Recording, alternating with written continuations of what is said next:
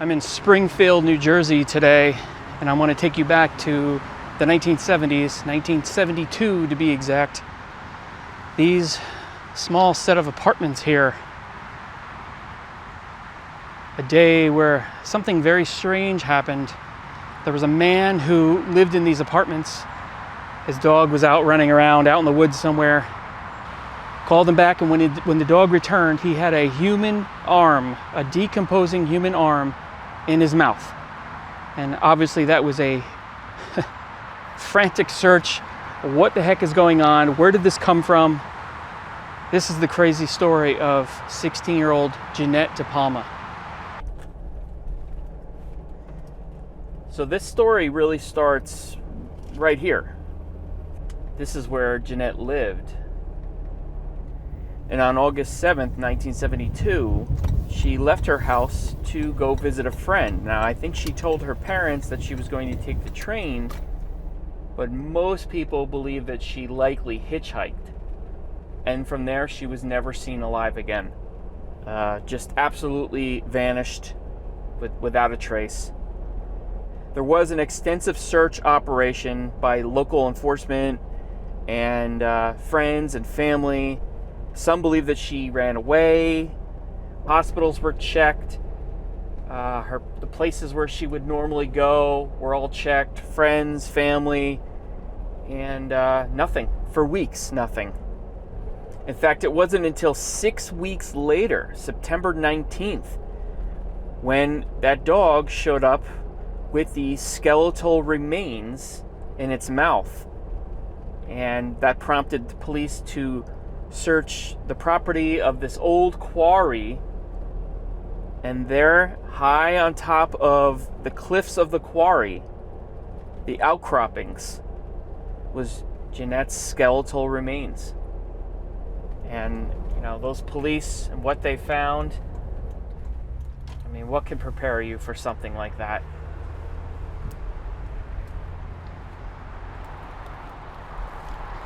So like I said before, this is an old quarry.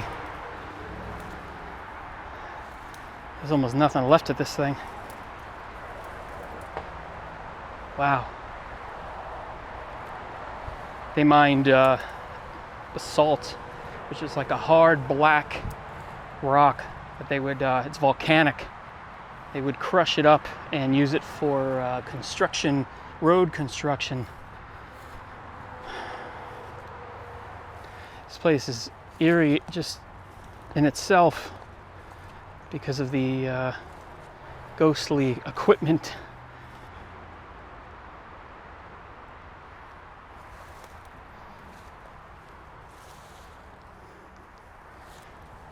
I have made it to over by the Devil's Teeth, as they call it out here.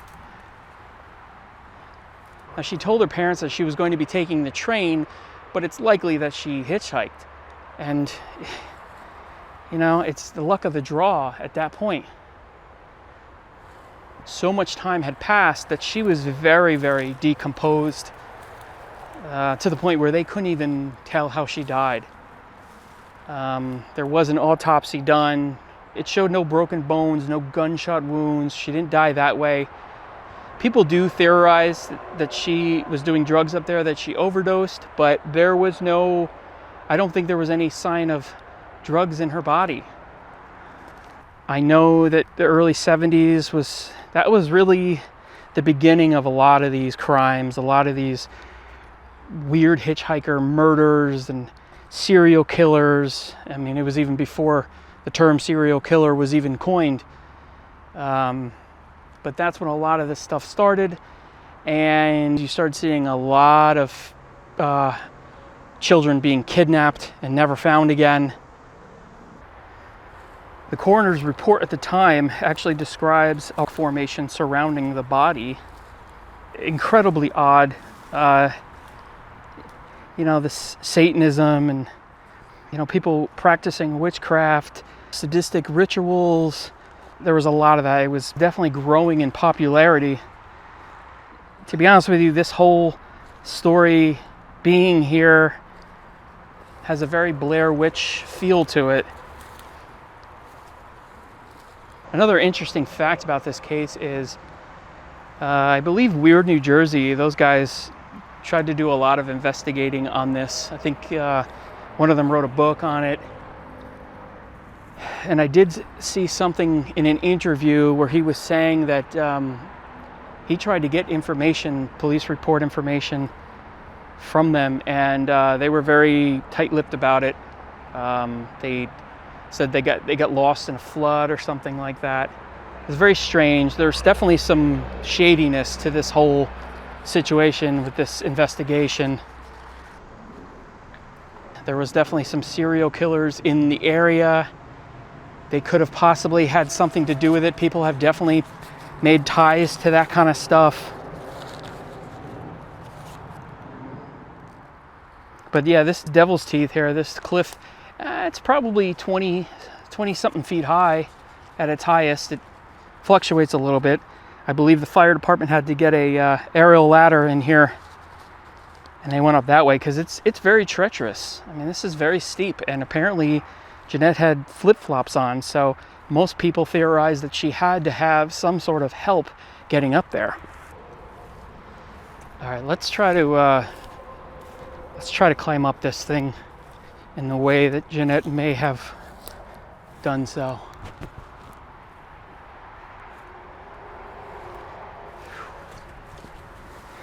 I mean, it's definitely doable based on what I've read. It's, you know, people make it seem like it's way worse than it really is. It's a steep, slick pathway or whatever you want to call it, but so why does this story have such a satanic panic folklore to it, or why do so many people think of it as that? A lot of it has to do with when they found her, the investigators, I don't know who the heck would have found her. I mean, this is, first of all, we're not all that close from the apartment building. So there's a lot of land, a lot of very steep hills, inclines. So hats off to whoever found her. But whoever that was, when they came up, they reported saying that there was strange, almost like a configuration of twigs and sticks in a certain way where it almost looked like it was done on purpose. She was face down, and apparently these sticks and possibly rocks. I've even read that rocks were around her. However, any of the photos that I've seen don't really show that. So who knows? But I think that that's where this came from. Plus, I just think it's the circumstances here. How does a young girl get up here, and why? Why would you come up here? Of all places, you want to come up here. You know, and then there's even a theory that she wasn't even killed up here, that maybe she was brought up here and placed up here.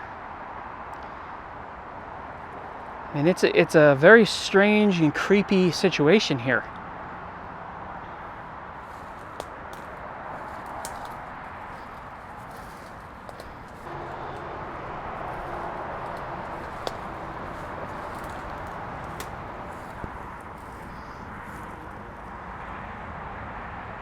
This is the top here of the Devil's Teeth.